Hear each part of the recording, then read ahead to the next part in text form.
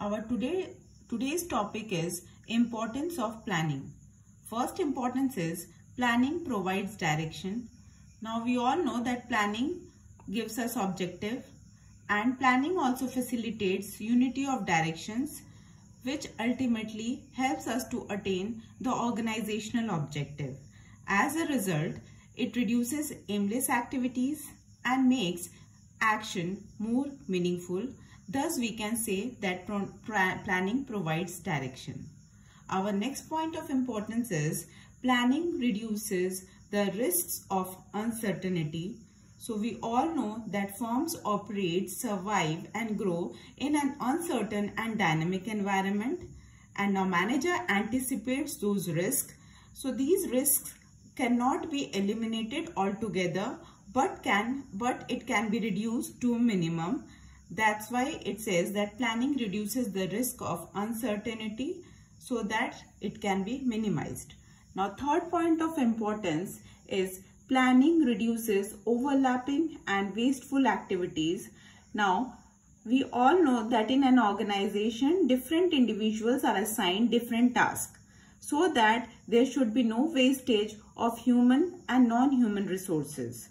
Now, planning coordinates amongst division, departments and individuals.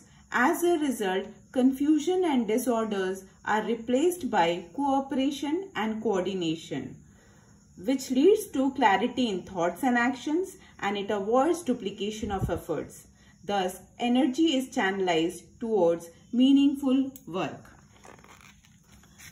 Now, our fourth point of importance is planning promotes innovative ideas.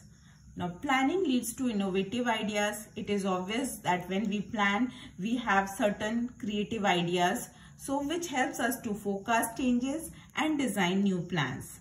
It enhances creativity, innovation, foresighted attitude of employees, and thus planning promotes innovative ideas. Now, fifth point of importance is planning facilitates decision making. Now, when we make plan, we identify various alternative courses. Now, various options are available to do a certain job. So, for that, we try to evaluate those alternatives. These evaluations are done on the basis of benefits, cost, risk, and we also compare the various advantages and disadvantages of each factor. And then after all the comparison process is done, we select the best alternative, that means most feasible or suitable alternative is selected. And while we select the alternative, we make a decision.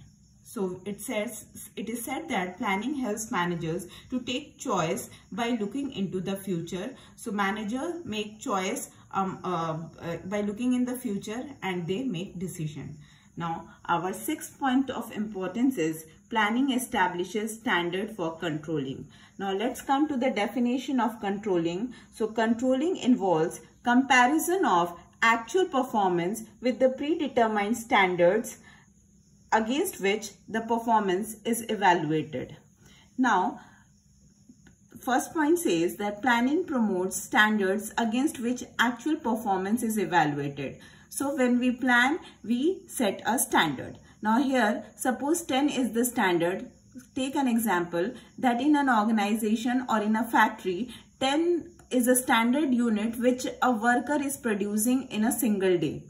Now, suppose the worker has produced 8 units of that product. Then here the manager can compare the actual performance with the predetermined standard. Now, in absence of plans, no standard will be available. So, if plan won't be there, planning won't be there, standard won't be available. So, it is difficult for the manager to measure the actual performance. Now, controlling is not possible without planning, because controlling is only done when the planning is there.